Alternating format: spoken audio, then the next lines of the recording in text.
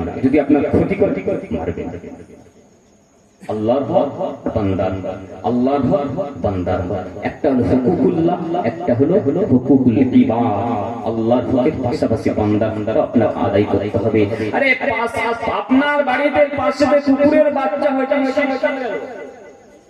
আপনার বাড়িতে বিড়ালের বাচ্চা আছে, মেয়াও মেয়াও পেও পেও করে কাঁদছে, আপনার সহ্য হচ্ছে না, কাঁদছে তারা ডাকছে, আপনার সহ্য হচ্ছে না। আমরা কি করি? ব্যাগে করে ধরে নিয়ে ওই মাঠের মাঝখানে পুকুর পাড়াতে জঙ্গলে ছেড়ে দিয়ে চলে আসি আছে নাকি? ভেবে নিয়েছে পার পেয়ে যাবো, আমরা মাজার পেয়ে যাবো, পশুর বদলা লাগবে না। ওয়াজ হয়তো কোনদিন শোনেননি।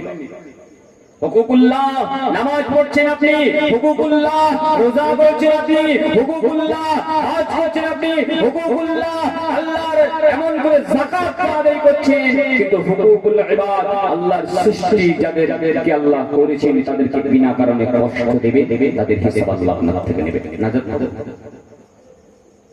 কুকুরের বাচ্চাগুলো, বিড়ালের বাচ্চাগুলো ম্যাও ম্যাও করে সারা রাত ধরে কাঁদতে লাগে, মা মা করে কাঁদতে লাগে। মা হারা বাচ্চাগুলো দুধ খেতে পায় না। আপনার বাচ্চাকে যদি আপনার থেকে সরিয়ে দেওয়া হয়, আপনার সন্তানকে যদি মায়ের থেকে সরিয়ে দেওয়া হয়, সেই বাচ্চাটা এক মুহূর্ত মাকে না দেখে থাকতে পারে না গো। তাহলে কি ওই বাচ্চাগুলোকে ওই কুকুরের বাচ্চা, বিড়ালের বাচ্চার কষ্ট হয় না?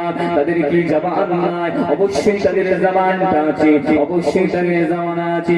বুখারী শরীফের একটি হাদিস পাকের মধ্যে নবী পাক সাল্লাল্লাহু আলাইহি ওয়াসাল্লাম বলেছেন, বনি ইসরাঈলের একজন জিনাকারী নারী, একজন নষ্ট নারী, একজন ব্যভিচারী নারী এই যে পানি খাবার জন্য কূপের ধারে গিয়েছে, দেখতে পেলেন একটা কুকুর পানি খাবার জন্য জিভটা বেড়ে আসে, কিন্তু পানি কিন্তু খেতে পাচ্ছেন না।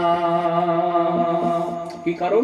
কুয়ার পানিটা অনেকটা নিচু, রোদের পোখর এত, বালুকাময় মরুভূমিতে এত পোখর, পানিটা খেতে পাচ্ছে না। ওই ব্যভিচারিণী, জেনাকারিণী মেয়ে, দেখেন আল্লাহ সৃষ্টির প্রতি দয়া করার পর দিলেন, ওই জেনাকারিণী মেয়ে, ওই ব্যভিচারিণী সারা জীবন জেনা করেছে, পরপুরুষকে শান্তি দিয়েছে, পরপুরুষকে আরাম দিয়েছে, নিজেও আরাম পেয়েছে, তার সাথে ইনকাম করেছে অর্থ।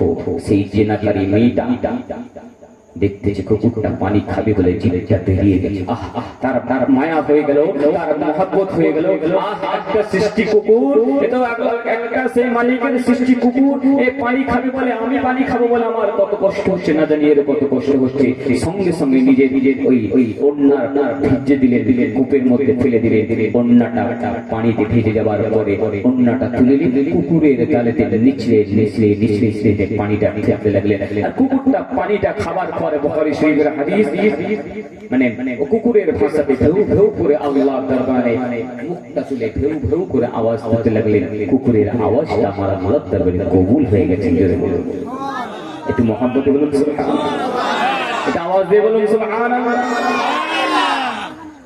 ইমাম বুখারী রাহমাতুল্লাহ আলাইহি বলেন, ওই কুকুরের আওয়াজটা ছিল আপনার বান্দি যদি এত দয়া হতে পারে, আল্লাহ বান্দিকে আপনি ক্ষমা করে দিন, আপনি তো সবথেকে বড় দয়াময়। ওই কুকুরের দোয়াটা আল্লাহ পাক কবুল করে নিয়েছিলেন, কুকুরের দোয়াটা আল্লাহ পাক কবুল করে নিয়েছিলেন।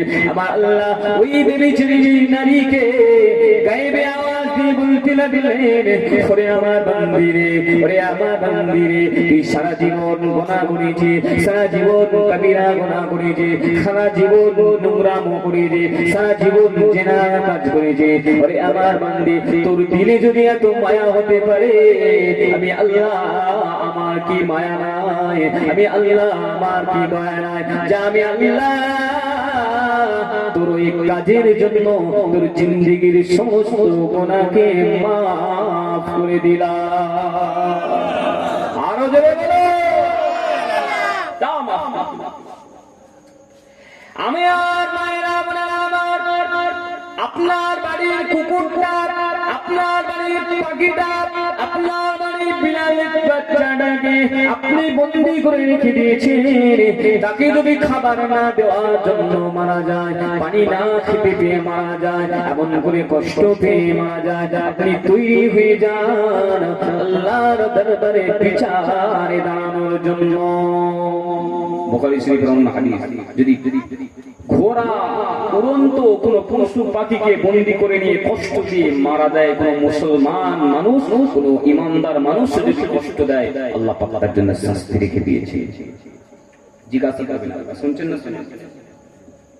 কে বলেছিল আপনাকে বন্দী করে রাখতে?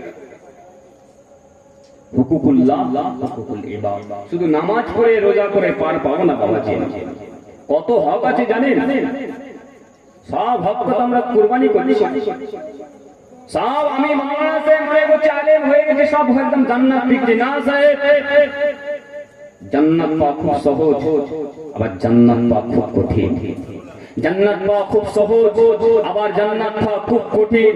জান্নাতে যাওয়া খুব সহজ যেমন নারীদের জন্য, আবার ওই নারীদেরকে আল্লাহ জাহান্নামে বেশি দেবেন। কেন? ওই নারীরা বেপরদা হবে, ওই নারীরা আমানতের খেয়ানত করবে। আমানত মানে আপনি স্বামী, আপনি স্ত্রীকে আপনি বাড়িতে রেখে দিয়ে গেলেন, আপনার স্ত্রীকে রেখে দিয়ে আপনি ব্যবসার জন্য, কাজের জন্য ভিনদেশে গেলেন, কলকাতা গেলেন, বাজারে গেলেন, বাড়িতে চা রেখে গেলেন, সব কিছু হেফাজতের দায়িত্ব আপনার স্ত্রীর। বুঝতে পারছেন না? আপনার সন্তান দেখভালের দায়িত্ব আপনার স্ত্রী। আপনার টাকা, আপনার অর্থ, এক কথায় নিজের স্ত্রীর যৌবনটাকে, নিজের স্ত্রীর ইজ্জতটাকেও যদি সে আপনার অজান্তে যদি ব্যবহার করে অন্য জায়গায় তার দায়িত্ব আল্লাহ তাকে দেবে। বুঝতে পারছেন না? শুধু নামাজ, আমার জান্নাত পাবো না, মায়েরা নামাজ কম পড়ে না, আমার বোনেরা রোজা কম করে না, ওরা আমাদের থেকে রোজা বেশি করে, ওরা আমাদের থেকে নামাজ বেশি করে। কত নফল রোজা, শবে বরাতের রোজা, মুহররমের রোজা, হ্যান রোজা, দান রোজা, কত রোজা করেন জানেন? অনেক রোজা করে। কিন্তু মা, ওই রোজার জন্য হয়তো কোন মাফ হবে, কিন্তু এমন কিছু করে যাবেন না যার জন্য আপনাকে জাহান্নামে খাটতে হবে। বুঝাতে পারছেন? হযরত আবু লুবাবা রাদিয়াল্লাহু তাআলা নহু বলি দিলেন, ইয়া রাসূলুল্লাহ, ইয়া হাবিবাল্লাহ, হুজুর আপনি দোয়া করুন হুজুর, ওই যুবক সাহেব যেন জিন্দা হয়ে যায়। কেন না ওনার স্ত্রী যুবতী নারী, ওনার স্ত্রী কুমারী, ওনার স্ত্রী যুবতী নারী। হুজুর যৌবন ভরা স্ত্রীটা কান্নাকাটি করছে হুজুর, একা বাড়িতে থাকতে পারছেন না। আমার নবী পাক সাল্লাল্লাহু আলাইহি ওয়াসাল্লাম বলিলেন, আজকের মতো খন্দকের গর্তগুলো বন্ধ করে দাও বাবা, চলো চলো চলো, তোমাদের ভাই আমার সঙ্গে আমার ওই যুবক আব্দুল্লাহ আল্লাহ ডাকে সাড়া দিয়ে চলে গিয়েছেন। চলো চলো, তার কাফনের জন্য ব্যবস্থা করো। কবর খোলা তৈরি হলো, কাফন দাফনের ব্যবস্থা করা হলো। তরুণ তাজা যুবক সাপের কামড়ে শরীরটা যেন নীল বর্ণ আকার ধারণ করেছে। বুঝতে পারছেন? ছেড়ে আসছিলাম, সাপের কামড়ে মারা গেল, নীল আকার।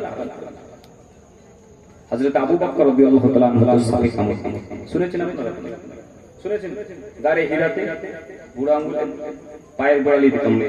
জি জি, ওই যুবককে সাপের কামড় দিয়েছে, শরীর নীল বন্ধ হল, ইন্তেকাল। গোসল দেওয়া শেষ হয়ে গেল, জানাজা পড়লেন আমার হাবিবুল্লাহ জনাবে মুহাম্মদুর রাসূলুল্লাহ, জানাজা পড়িয়ে দেওয়া হলো। ওই স্ত্রীটা পর্দার অন্তরাল থেকে কান্না করে বলতে লাগলেন, ইয়া রাসূলুল্লাহ, ইয়া হাবিবাল্লাহ, হুজুর আজকে আমার সম্মানটা, আজকে আমার ইজ্জতটা, আজকে আমার সমস্ত কিছুটা যেন মাটিতে মিশে গেল হুজুর। আমার ভুলের জন্য আমি যদি সাতটাকে আগে মেরে দিতাম, তাহলে আমার স্বামী আর এইভাবে নষ্ট হতো না, আমার স্বামী আমার থেকে হারিয়ে যেত না। ইয়া রাসূলুল্লাহ, ইয়া হাবিবাল্লাহ, হুজুর আমি কিভাবে সবর করব, কিভাবে ধৈর্য ধারণ করব? আমার নবী পাক সাল্লাল্লাহু আলাইহি ওয়াসাল্লাম হযরতে আনাসের মারফতে আওয়াজ দিয়ে বলতে লাগলেন, ওয়ানা যাও, চলে যাও, চলে যাও, চলে যাও। ওই নারী যুবতীকে বলে দাও, সে যদি তার ইজ্জতের হেফাজত করে, সে যদি তার কণ্ঠের হেফাজত করে, সে যদি তার সম্মানের হেফাজত করে, নামাজ পড়ে রোজা রাখে, এমন করে নিজের স্বামী তো বিদায় নিয়েছে, যদি ওইভাবে জীবনটা কাটিয়ে দিতে পারে, অথবা দ্বিতীয় বিবাহ করার ইচ্ছা থাকলে ইজ্জত পালন করে দিতে পারে।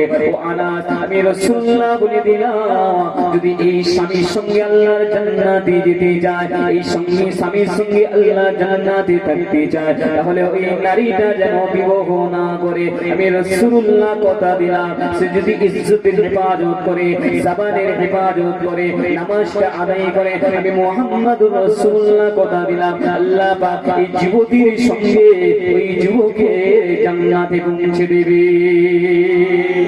আরো জোরে বলো।